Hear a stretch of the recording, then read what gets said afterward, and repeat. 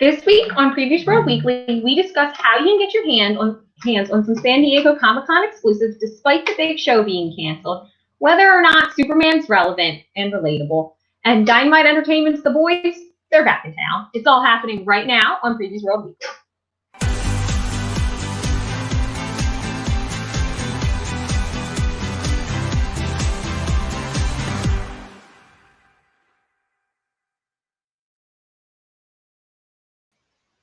What's up, Previews World? It is Wednesday. It is New Comic Book Day, which means it's time for Previews World Weekly. I am one of your hosts, Troy Jeffrey Allen. I'm your other host, Ashton Greenwood, aka the Duchess of Free Comic Book Day. I got braids today. Oh, lay! Look at that! Look at that! And you watch those finger guns, man. That's a. It's a serious problem. Like, I need to stop. So, look, Ashton. We're not going to sit here and pretend that I know you've seen it. I've definitely seen it. There's been a lot of strife and turmoil in the world these last several days, and we are typically escapism focused, right? Right. And I think that there is a place for that, and there's a and we'll probably get into that a little bit more later. But like, I think that fortunately, in between all the chaos, right? Because I mean, that's the only way you can really describe it. Was some nice things. We caught some nice things during the week. And I'll let you go first. Like, you saw a little bit with the Batmobile, right? The little nice distraction online, right?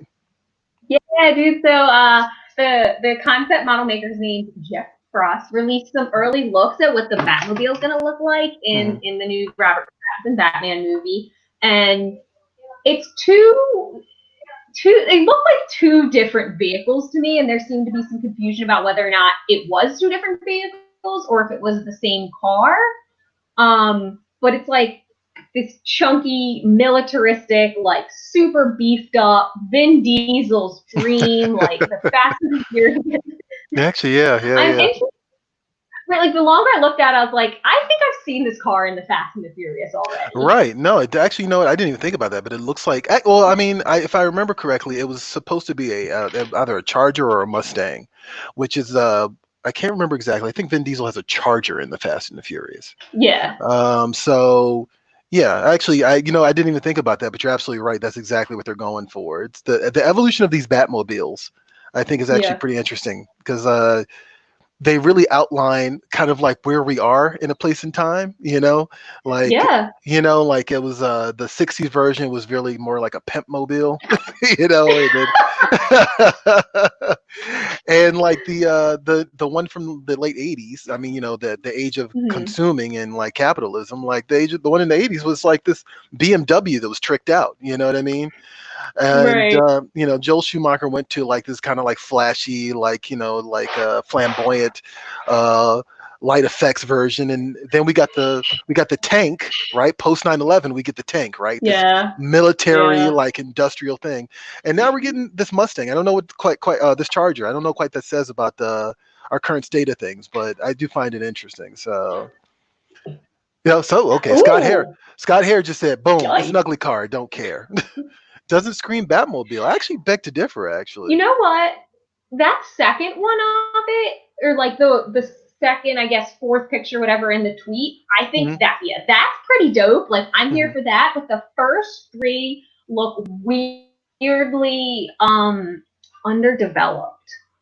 That's fair. No, I mean, I can see that. Like, no, the booty of this Batmobile looks like the Batmobile for sure. It actually reminds me of the Adam West Burt Ward one. I will say this though, and like someone pointed this out to me, I didn't actually sort this out myself, but if you look back at the old Batman comics from the early 80s, I want to say, there's a Batmobile that Batman had, specifically that Jason Todd took the wheels off of and stole them, and it looks more like that Batmobile actually, which I kind of find kind of interesting. Ooh, so okay. I'm not sure if that was the inspiration or not, but like, Batmobile, a lot of people said the same thing about the Tumbler and Dark Knight. A lot of people said the same thing about the Ben Affleck one. Like, I think the vehicle has to reflect the time, so that's fine. Yeah, there you go. Yeah, that's what it looks like to me. It looks more like that. It looks more sportier. So yeah, Johnny. Yeah, that's exactly what it looks like, and I'm down with it. Whatever. Circling back to Philip Shea, new Batmobile reminds me a lot of Sean Murphy's GTO team and Batman White Knight. All right, cool, nice. I like that. Okay. Yeah, I'm with that. I think again, it should reflect the times. I think that that's okay. Yeah. But circling back to the current state of things, right? I think we're going to unpack this in different ways throughout the show. Naturally, of course, we don't want to get too Mhm. heavy-handed here, but at the same time, I think that it's interesting that a lot of our publishers who are featured in the Previews World catalog every month have spoken up during this time. And I think that that's actually really important because they're doing their own form of protest. I want to give a shout out to Boom Studios for sure. They actually put up a post on the 2nd for what was supposed to be out Blackout Tuesday. I won't get into that because that's a whole nother thing. Apparently, people are doing it wrong, and and there were some concerns about people overtaking it. But the sentiment is there. And then Mad Cave Studios just straight up said Black Lives Matter, and they stand in solidarity with their employees, their partners, their friends, their creators, and the community against injustice and racism. And and we saw a lot of this across the board. I know Marvel posted something earlier in the week. So yeah, it's appreciated. And it's interesting because we're seeing a lot of I'm about to dovetail into something I probably shouldn't dovetail into, but I think that we're in a space where Ashton always loves it when I do this. I saw the smile on Ashton's face. She's like, Ashton's like, do it. We're in a space where I think we're canceling people for some of their politics and some of the things they're saying, right? And I think that's interesting because people's minds can be changed. But I think the only way that you can change the mind of a corporation, right, is to speak out against them. You know what I mean? And so I find it really interesting and helpful that these companies, these entities are speaking up. You know what I mean? I think that's probably the right thing for them to be doing right now, because this shouldn't be a divisive topic. Moving on to topics that aren't as divisive, right? San Diego Comic-Con exclusives, and I fumbled the ball on this completely, Ashton. I saw some things this weekend. I've been kind of distracted this week, admittedly, but I'm going to kick it over to you so you can explain what these exclusives are and how people can get a hold of them. Sure. So every year for San Diego Comic-Con, we partner with our various vendors to have exclusive collectibles that you can ordinarily get only at the show. And it kind of functions like a treasure hunt the way we would normally do it. You come to the Previews World booth, we'll give you a list of where you can find them, and you kind of just run around the show floor looking for what you want. However, because the show's canceled this year, we're taking a slightly different approach. We still want to get you guys those exclusives, but without the show, it's going to look a little different. So beginning yesterday, and then for the next 8 days, we'll be revealing on Previews World what the exclusives are, what the collectibles are going to be this year. And so I think Johnny has some of the images of the ones we've already announced. So the Iron Giant. I don't know these off the top of my head. Godzilla 1995. DST usually has a lot of really cool collectibles. And so we'll be announcing these after the 8 days are up. It'll shake out to these 16 exclusive collectibles you can get. And so you go to your comic shop, go to the local comic shop, tell them what items you want, and they will pre-order them for you. It is still kind of on a first come, first serve basis because they are exclusive and it is a limited run of these items. So you want to get there early after they've all been announced. Or if you see something that's already been announced that you like, you could go to your comic shop now if you want, face palming Picard. Yeah, I was gonna say it's like unmasked Predator and facepalm Picard, which is pretty epic. And I love how official the facepalm Picard is. It's it's on this bezel, it's right. for essentially what is a meme. You know what I mean? I just absolutely love that. Right. So in this day and age, facepalm Picard is all of us. There you go. Right. So that's just some of the things happening in the world of comics, of course. Guys, definitely support your local comic shop. Back to come back as always. But we know that this isn't easy for everybody. There are protests in parts of the world. There's some stores that have been destroyed because of it, because of looting. I want to point out, not because of the protests. But at the same time, if you can do so safely, not just because of the protests, not just because of the riots, but also because of the quarantine. Let's not forget that. Then give yourself an opportunity to support your local comic shop. And actually, Ashton and I are going to show you what we're picking up this week from our local comic shop. So here it is. What's at comic shops?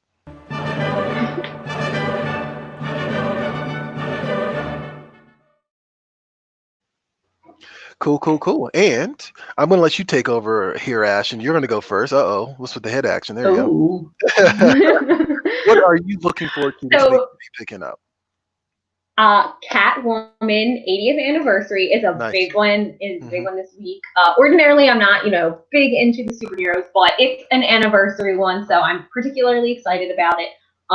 So similar to Action Comics 1000 and Detective Comics 1000 before her, we're celebrating Catwoman's 80th anniversary with a supersized blowout issue. It's 100 pages. So it's a little more than usual, $9.99 at price, but 100 pages, and it's loaded up with tons of different creators and stories. And so DC has gone and kind of wrangled some of their creators from Catwoman's past that have worked on her before. And so just to hit a few, you got Ed Brubaker, Tom King, Mindy Newell, Cameron Stewart, Adam Hughes, Emmanuel Lubicino, and tons of others. And so there's a number of stories in there, different kind of anthologies and one-shots about Catwoman's ongoing stories. And again, just to hit some of the high points, there's a tale that takes place at the end of the Brubaker Stewart run. Catwoman, in a separate story, Catwoman gets caught by an exotic cat wrangler. Feels like there's a Joe Exotic joke in there somewhere. There's a wannabe thief that...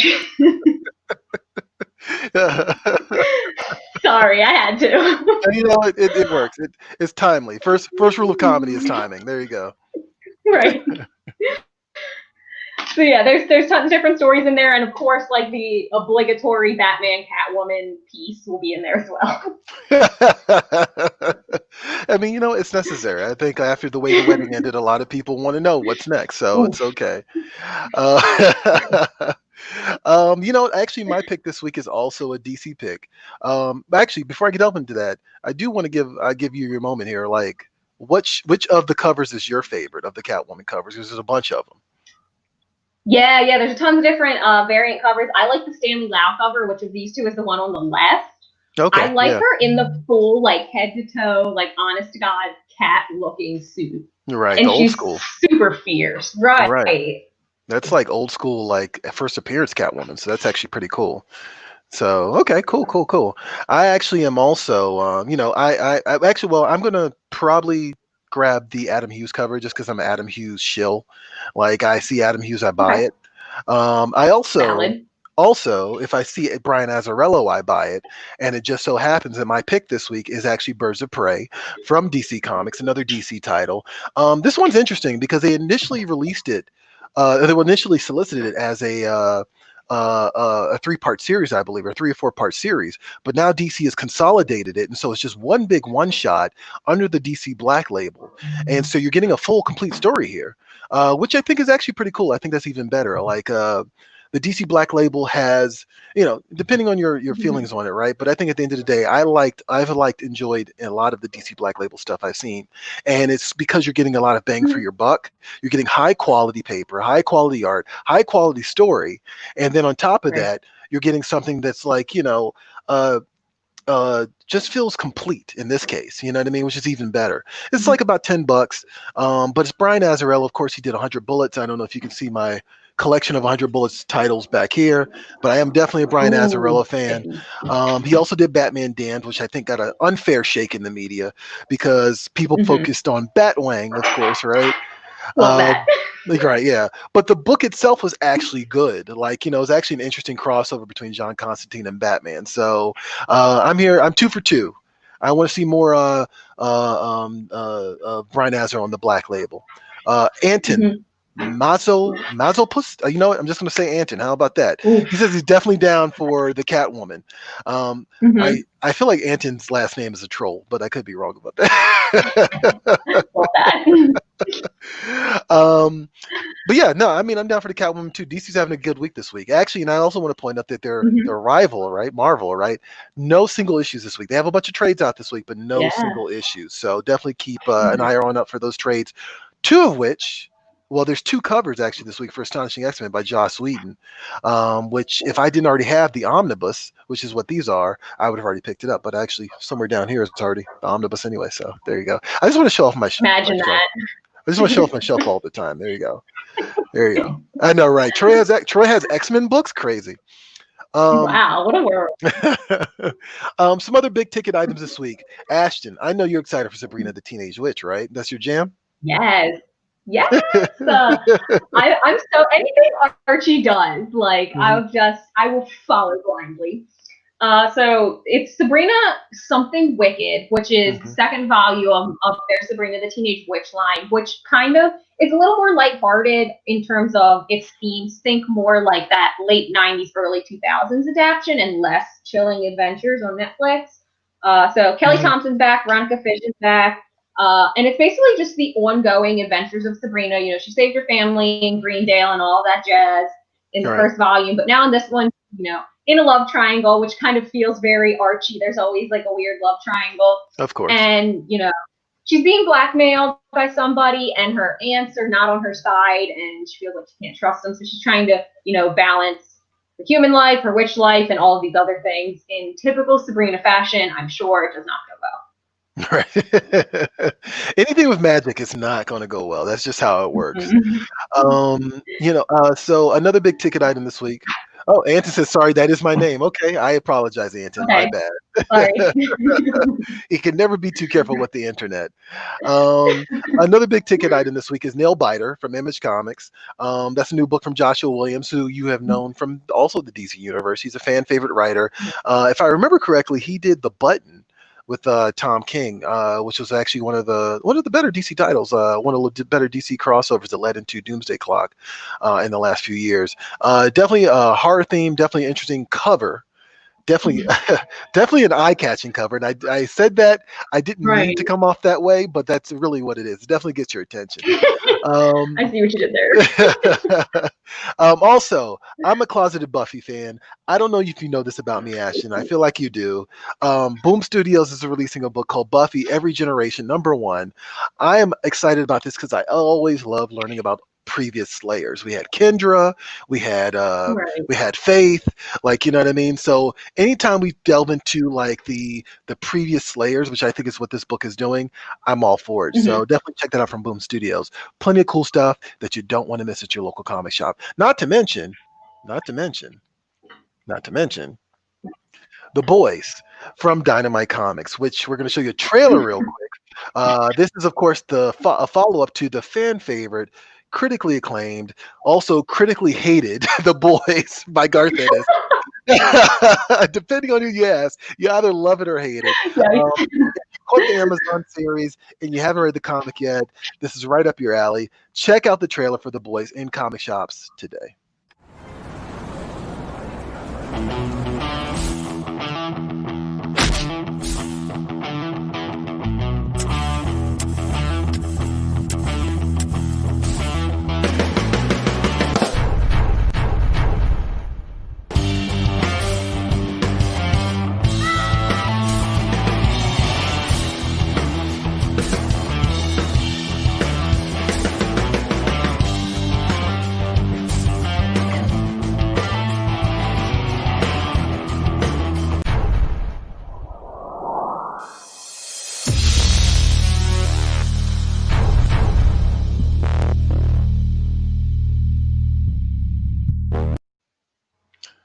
So, okay, cool.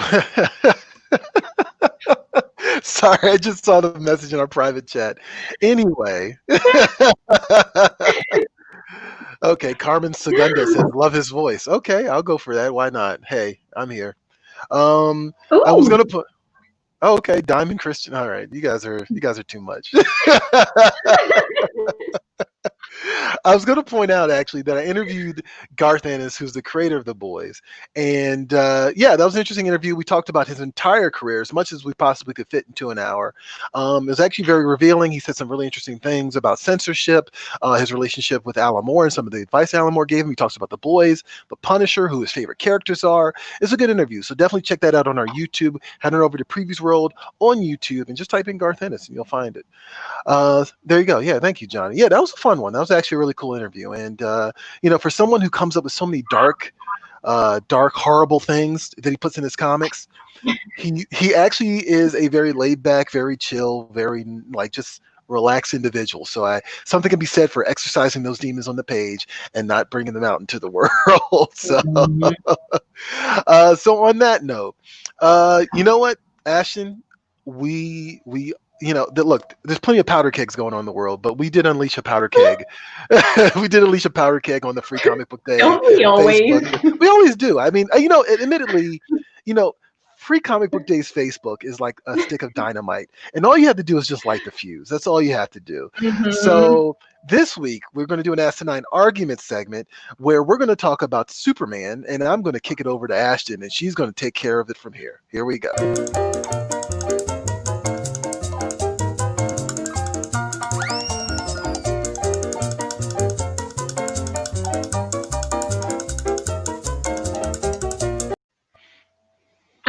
So we asked you guys this week on the Free Comic Book Day page to tell us if you think Superman is relatable, if he is relevant, and then, of course, why or why not.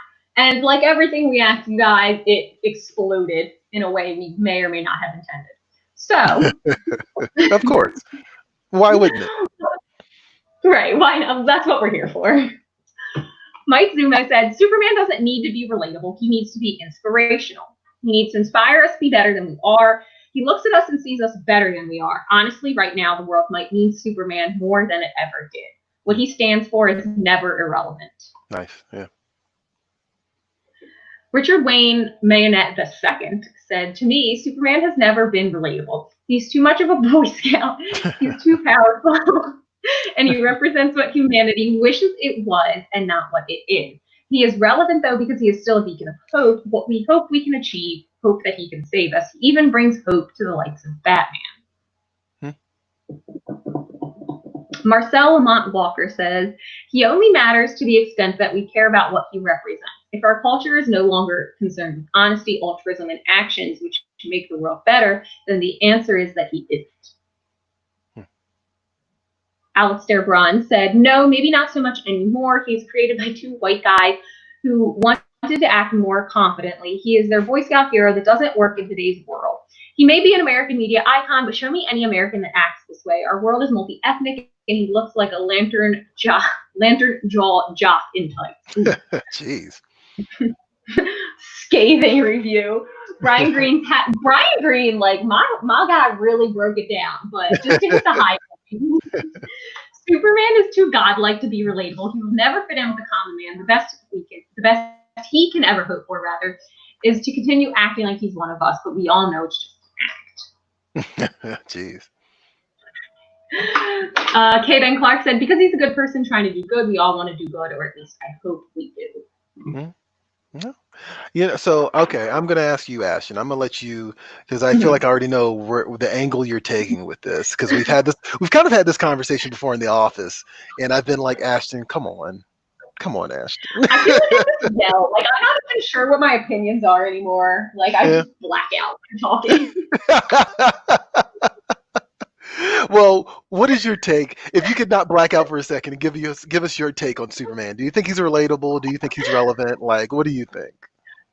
Superman is not relatable at all whatsoever. Like, this is not even, well, whatsoever might be a little far.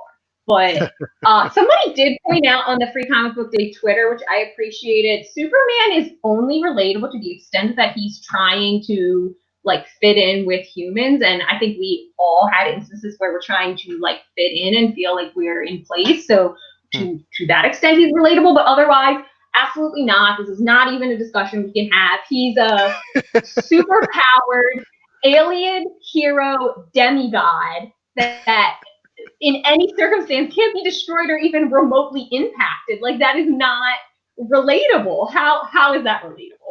And he's so like buff, like his physicality is not even achievable. It's silly. Is he relevant? Yes. Okay. Is he relevant? Yeah. I think Superman's always relevant. I think, and this kind of goes back to the conversation we had a few weeks ago about Superman and Captain America and the moral compass thing. I think Superman's relevant in that he indicates some sort of moral good that we want to achieve and some sort of like hope for equal justice, which, as somebody in these comments pointed out, feels more relevant now than ever. So in that way, he's certainly relevant, but relatable in like the truest definition of the word relatable. No. No, okay, all right. I mean, I knew you were gonna go that way. I knew you were gonna. I knew you were gonna come. You were gonna come in swinging with this. So all right. I'm gonna relate it to, of course, the current state of things, but I'm gonna bring it back here. So it's very okay. The last couple of weeks, you're watching the news, you're seeing the protests about George Floyd, and at some point during this week, I had to answer some interview questions, and one of the interview questions was, it wasn't meant to be loaded, but it ended up being loaded, which was, how are you doing? I mean, that was it. That was the question. That was the entire question. And I went into this tirade that I ended up deleting, but I went to this tirade that was about how we've been, for the last 20 years, we've been in this this renaissance of geek culture, right? Like geek culture dominates, like pop culture dominates art culture, from technology to film and television, like geek culture, geek culture, geek culture. And I pointed out in that interview that, like, because of that, I'm a little disappointed in the state of things, because as a nerd, right? Like, we read all these comics, we watch all these movies, we see all these TV shows, right? And they're basically giving us a moral, right? Like they're giving us a philosophy, like a way of, they're not necessarily always trying to tell us how to think, but they're telling us to, like, look at both sides instead of being biased, right? They're unpacking things for us so that they're easily digestible through science fiction, through fantasy, through superheroes, right? And so I kind of hit a wall that this past week, because I was just sort of like, but clearly none of that is working. Clearly we haven't ingested any of these things, right? But something happened over the course of the week, and I don't know why my mind changed. Actually, I do know why my mind changed, because I posted that question about Superman originally on Previews World, and it was before things really had come to a head with the protests. And what ended up happening was I started seeing the comments flood in from the people in Free Comic Book Day, which were substantial. There's like 100 and something comments, like, on the original post. And a lot of people were saying, like, he's an aspirational figure. He's something that we want to be. We aren't what he is, but it's something to shoot for. And I saw that repeated so much over and over and over again. And you know what? My mood changed. It really did. And as a fanboy, right? We try to use that as a derogatory term, but I accept it. I wear it on my sleeve. Like, it's interesting to kind of get lost in the trolling and all the infighting, and, like, you're this and you're that, and, like, I'm not even talking about, like, in the world. I'm just talking about in pop culture, like in the geekosphere, right? It's for us to kind of, like, shake our fist at each other about, like, any number of topics, from Captain America potentially being a Nazi, like, to, like, whatever. It's just, it doesn't matter what it is. Like, people, like, they get on they get on their soapboxes, they want to rant and rave, right? But it proved to me that, I think, much like in the real world, it's a vocal minority, and that comic book fans and nerds are ingesting these things. And when I really think about it, when I really thought about it, I was like, you know what? Actually, no, that does make sense, because why would something like the Avengers movie be so popular if that wasn't the case? You know what I mean? Like, people are absorbing these lessons in the current generation, and the generation that's coming in behind them, the kids that are, like, their kids are absorbing these stories. So yeah, I think we're absorbing these philosophies, and when I see people in the street marching and protesting, it reminds me of that. And for every poor example of looting that we see, right? For every poor example of aggression that we see people actually trying to make a change. And, like, I'm not going to say that that's because of popular culture, but I think the popular culture has a place in that, because we're always rooting for the good guys, and in this case, we're the good guys. So that's my take. And I think that Superman should keep doing what he's always been doing. And you know what? I have said this before, but this is the truth right here. This is the truth here, Ashton. It is. All-Star Superman. I agree with that. I completely agree with that, and I think that's why it's important to, like, I get caught up in, like, ranting and raving, but I was trying to make the distinction between like relatable and relevant. Like he's not relatable. He's not supposed to be, but the fact that he's not is what makes him always relevant, because he is always after that greater good, despite like repeated attempts to tear that down. And that is absolutely something we should all aspire to, is to keep fighting for that greater good, regardless of who tries to get in your way and how many times they try to get in your way. Yeah, no, absolutely, absolutely. And actually, Johnny says we have some viewer comments. So what do we got, Johnny? Let's see what people are saying here. Terry Paxton says he was a misfit as Clark Kent. I dare say we can all relate to that. And actually, you know what? I saw that repeated quite a few times too. A lot of people are saying like he's an outsider, and like who hasn't felt like an outsider at some point? To your point earlier, Ashton. So absolutely. Right. What else we got, Johnny? Terry Paxton. Oh, somebody's responding to Terry Paxton. Okay. Okay. With most/many depictions, Clark Kent is a published author, friends with a super rich guy who cuts him a great deal on rent, successful journalist, has a great family life, a few money troubles, has a great hobby, and a really attractive love interest in his life. I don't see how you can call that a misfit. I mean, that's fair. Actually, you know, something else I thought about when I was looking at the comments too is it's really interesting that Clark Kent is a journalist, right? Because we kind of hold journalists to a we idealize journalists, and when they fail us, we're really disappointed in them. You know what I mean? And so, yeah, I think that it's actually really fascinating that he is a journalist, and I think that kind of leads back to what I was saying is like he's an ideal, and like we have to uphold that ideal. Were there any more questions? Were there any more comments in the comments that you want to highlight, Johnny? Sean Vile. Sean, you sound like a villain. He says, yes, I wore my underwear outside my pants for many years. I don't know where he's going with that. I don't know if that's for or against. I'm not quite sure. Like general commentary. Just general commentary. Kenneth says, a symbol of what we should aspire to? Yes, he's a Boy Scout with the intentions to bring justice, honor, and peace. As a character, no, he is so far gone from what we can achieve. It's ludicrous. Not superpowers, but as a person. He is too inflexible to his morals to deal with a complex situation. I get he has changed a little, but the normal Superman behavior we all know remains mostly unchanged. And most times when Superman gets an update on his moral, the universe resets. That's interesting, actually. And actually, you know what? Yeah, I think that last point is actually really interesting. Like, what DC, I won't say always, but there has been a few instances where DC has reset the universe, and therefore it's kind of recontextualized Superman in that universe. So actually, that's something I never thought about. Great point, Kenneth. What else we got? Superman is relatable and a great person. Hey, point blank. I like it. We're with that. Anton, back again. He is a relatable and he is relevant. Read the story grounded. Superman doesn't fly and just wanders around helping people. That's the J. Michael Straczynski story. I know exactly what you're talking about, Anton, and I totally agree. What else we got? Ilya, one of our favorites. You are flat out wrong, Ashton. Oh my God! I like it. I like this thing where people like my voice and just troll you. This is great. That's garbage. Like that's such a I feel so called out. How am I wrong? Like I need a follow-up comment, Ilya. And not like a lengthy book. Try to keep it concise. Like I need to know why I'm. All right, what is that? Brandon Gorski. He's one of the biggest representations of immigrants in the comic book world. You know, I've seen a lot of people say that. I saw some people arguing against that. And you know, I think that I think that like there's been again recontextualizing, right? Like someone pointed out earlier, I think it was Kenneth pointed out earlier. Once we got that hard reset of the DC universe, we get a hard reset of Superman, or a soft reset of Superman, but still kind of a reset.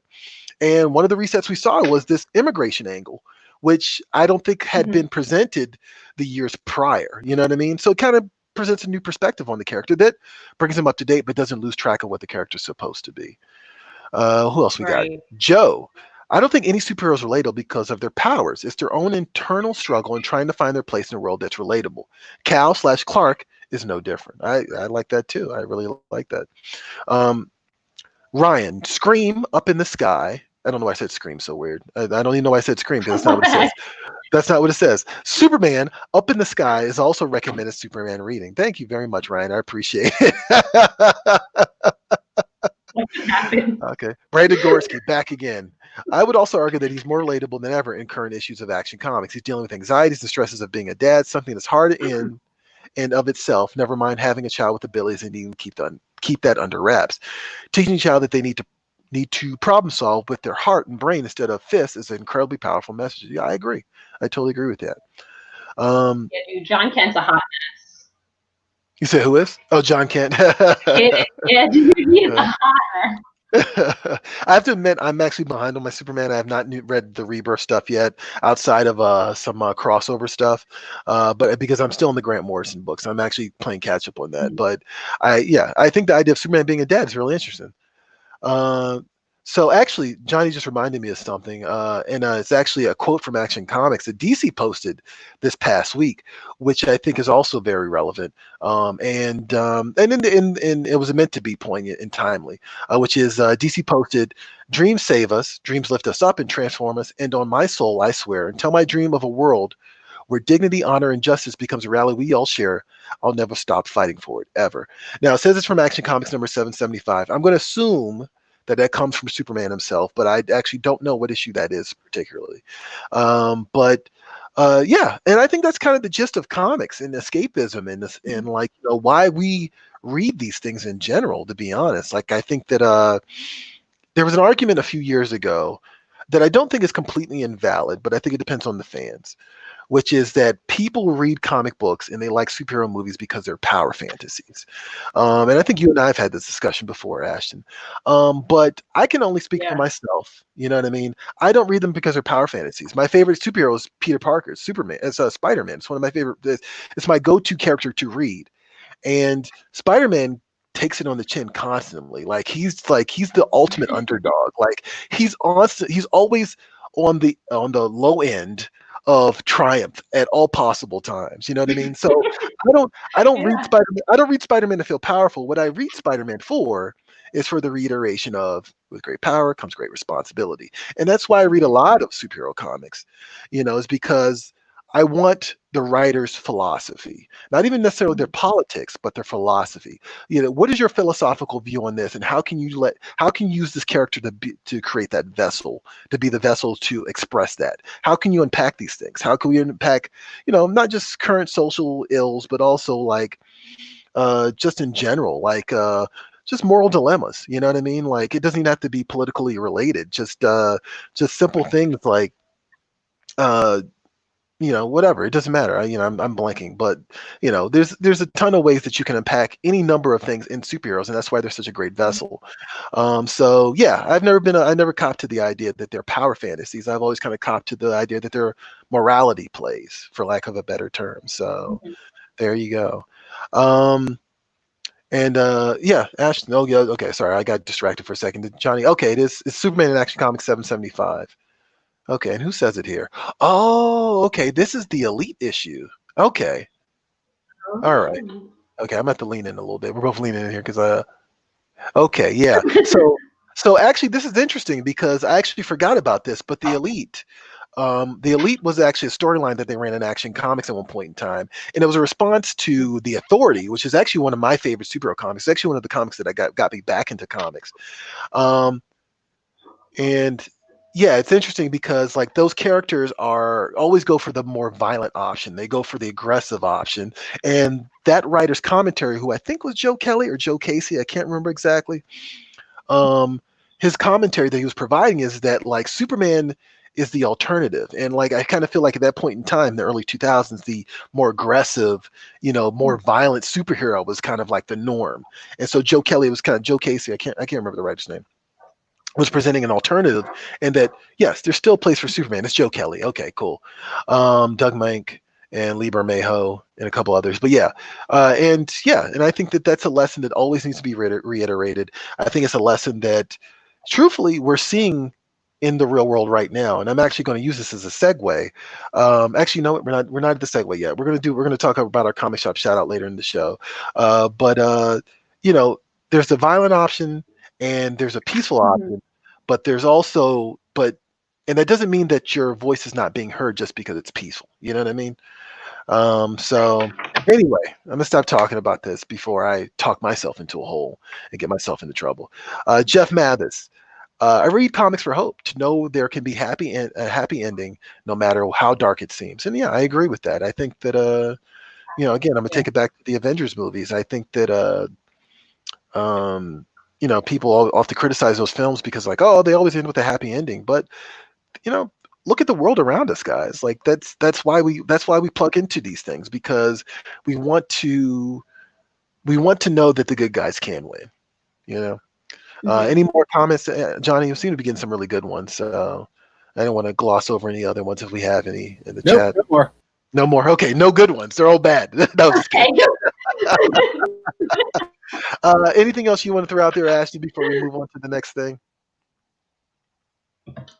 I mean, I really like Jeff's comment. I think it's important to feel like hope is always going to find a way. And I know sometimes like the bad guys in movies want to be like, hope will kill you or whatever. Like Right. hope is the most powerful thing you can have. And you have to always have it. And you have to always think that it will result in something positive. Right. And I think that's what superheroes do, is like they show that if you keep hanging on to that hope, like there is an outcome that you want. Right.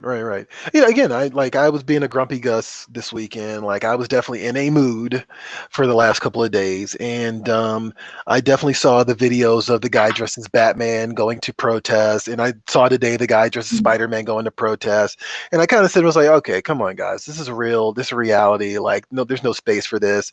But you know what? It's interesting how many people perk up. Just like the people that posted that and then the people in the comments perk up because Batman showed up or Spider-Man showed up. You know what I mean? Like, it's just really fascinating. I think that says something about the relevancy of just superheroes in general, why we need them. So, okay. So we've been doing this thing like the last couple of weeks, actually, where we've been kind of giving you guys an opportunity to sound off with a weekly poll. And it just so happens that we did a couple of them last week. Ashton did one and I did one. Ashton, what was your poll? What was it about? So my poll was a follow-up to last week's social discussion where we talked about who was more OP, overpowered, between Bugs Bunny and Vegeta. And, you know, it was Bugs Bunny in a landslide, and we kind of like pit Bugs Bunny against some other like ridiculous characters to see who would win. And then after we finished the show, and then later that evening, I was like, oh my God, I can't believe I didn't think of this. So I took it to Free Comic Book Day to ask who would win, who was more OP between Bugs Bunny and the Kool Aid Man, which is also a callback to another episode of World Weekly. Right, yeah. And I really thought it was going to be a lot closer than it was. Oh, wow. 80% Bugs Bunny to 20%. I think it's just because Kool Aid Man, we've never seen Kool Aid Man show the proper extent of his abilities. Like, I feel like he busts through walls. He's a sentient liquid. We decided that he's a sentient liquid, you know, that possibly the cubes are his brain matter. But I mean, let's think about this for a second. There's probably a lot more that Kool Aid Man can do that we just haven't seen. So I'm going to give him the benefit of the doubt. I don't know about you. Was this? Oh, Jen, I think so. I think. No, I'm sorry. Go ahead. What are you going to say, Ashton? I would love to see Kool Aid Man in a dress like Bugs Bunny. Thank you, Johnny, for that content. Were you going to say something else, Ashton? I would like to think that if Kool Aid Man's sentience comes from his liquid and not his pitcher, that there's some sort of like water bending thing going on in there. He just like hurl his existence at someone. You're right. I imagine Kool Aid Man is more like Iceman. Like he probably is able to, like, you know, slide, like travel on a slide of Kool-Aid, frozen Kool-Aid, like to get from place to place. You know what I mean? And in a battle situation, he's probably able to harden the Kool-Aid and turn it into, like, you know, these jagged jagged edges that can like penetrate human flesh. That's just me. Maybe I'm going too far. I don't know. Ariel says, Kool-Aid Man. Love that guy in Mrs. Commercials. So she's clearly on Team Kool-Aid Man. I hope you voted, Ariel. The other poll that we did this week was actually mine, and I'm particularly proud of this one because it came to me like in this weird fever dream between reading, it's Alan Moore versus Dumbledore, and the stakes here are that the loser has to cut their hair, and it turns out that it's actually pretty close. Actually, it was actually very close. I think a lot of people didn't want to see Alan Moore without his facial hair because then they would just be freaked out by it. It would just create this cognitive dissonance in people's heads. But Dumbledore eked out a win here. And I said Dumbledore weird. You can tell I'm not a Harry Potter fan, but Dumbledore eked out a win here with 53% over Alan Moore. So Alan Moore's got to shave his hair. That's just how it works here, guys. I'm sorry. I think it's interesting too because I didn't even mention that they could be in a magic fight, which I think I'm assuming people would assume that there's a magic fight. So I don't know. What do you think, Alan Moore or Dumbledore? Who do you think, Ashton? I have two things to say here. The first one doesn't answer your question. Okay, that's fine. More of another question. Do you think they're like Samson though? Like if he loses his hair, does he lose his power? Are they related? Oh, wow. You know what? I'm gonna say yes. I'm gonna say yes because I've never seen Alan Moore cut his hair, and that's probably why. There you go. I'm running with that. They have to be related. It has to be related. That's the source of his power. That's interesting, and it also makes sense. I'm gonna go. I would go Alan Moore. I think Alan Moore would win. I think only on the grounds that, like, I have no Harry Potter knowledge. Like, I know so little that I like offend people with how little I know. You and I are in the same boat. You and I are in the same boat. Great.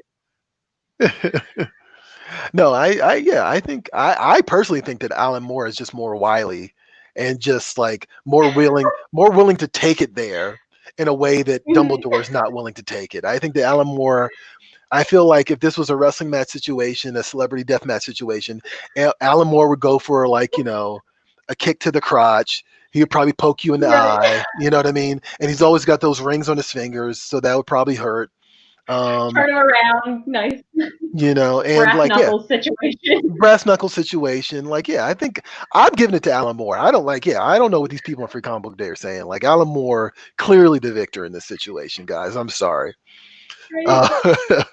Nicholas Rini, bringing it back to Kool Aid Man. Kool Aid Man is closer to Hulk. Okay, he's constantly fighting himself to keep it together, but both mentally and physically. Okay, I like that actually. God. I like that a lot. Actually, I also want to point out that Alan Moore, bringing it full circle, Alan Moore and Peter, I always say his last name wrong, Peter Bagg,